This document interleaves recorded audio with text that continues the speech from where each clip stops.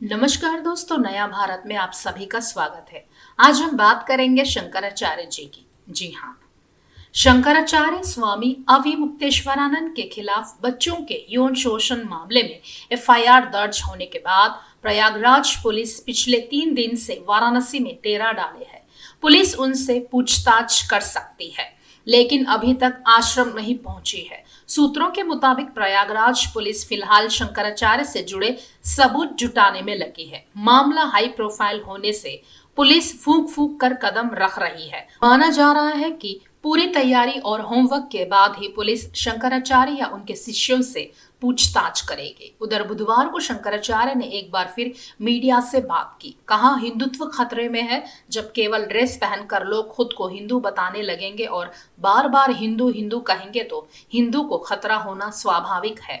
शंकराचार्य नहीं लिख सकता। हर व्यक्ति हर पीठ के आचार्य के रूप में जाकर के जहां तहां वातावरण खराब नहीं कर सकता। उन मर्यादाओं का पालन सबको करना होगा। और अगर वो शंकराचार्य थे तो क्यों आप लोगों ने लाठीचार्ज किया था वाराणसी में? क्यों एफआईआर लॉन्च किया था? आप नैतिकता की बात करते हैं। 4.5 करोड़ श्रद्धालु जहां पर आए हों, वहां पर जो एग्जिट गेट है, जहां से श्रद्धालु बाहर निकल रहा है स्नान करके,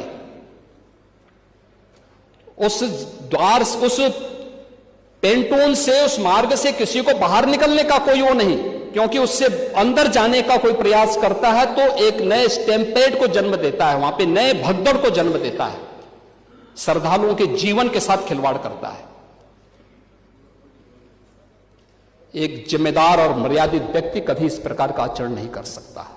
हिंदुत्व को हिंदुओं के बीच घुस आए ऐसे लोगों से खतरा है जो वास्तव में हिंदू नहीं है, दिखावे के लिए खुद को हिंदू बताते हैं। उन्होंने कहा, 1-1.5 महीने से कहा जा रहा है कि और भी छात्रों का यौन शोषण हुआ है। अगर ऐसा है तो बाकी लोगों को क्यों बचाकर रखा गया है?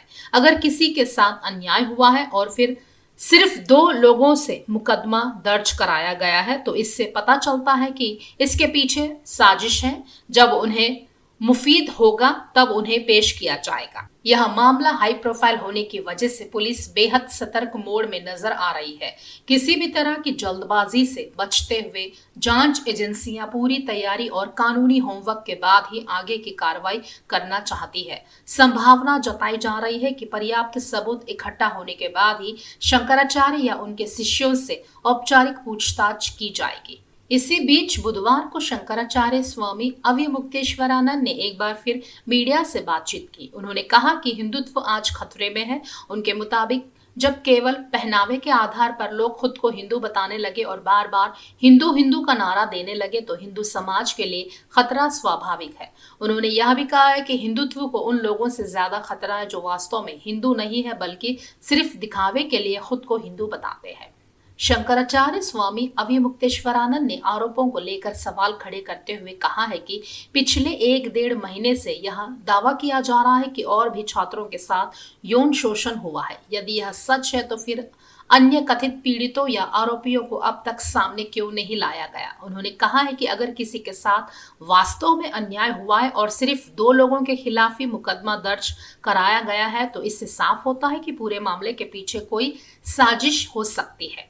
शंकराचार्य के मुताबिक ऐसा प्रतीत होता है कि लोगों को सुविधा के हिसाब से पेश किया जाएगा और जब समय उनके अनुकूल होगा तभी अगली कार्रवाई सामने लाई जाएगी।